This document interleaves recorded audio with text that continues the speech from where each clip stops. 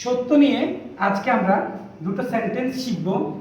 আমরা চেষ্টা করব এই দুটো সেন্টেন্স আজকেই মুখস্থ এবং আত্মস্থ করার জন্য এবং আমাদের বাস্তব জীবনে এই দুটো সেন্টেন্সের প্রতিফলন ঘটানোর জন্য। আমরা আজকে যে দুটো সেন্টেন্সের বা যে দুটো বাক্যের ইংরেজি শিখব সে দুটো হলো সত্যই সুন্দর, সুন্দরী সত্য।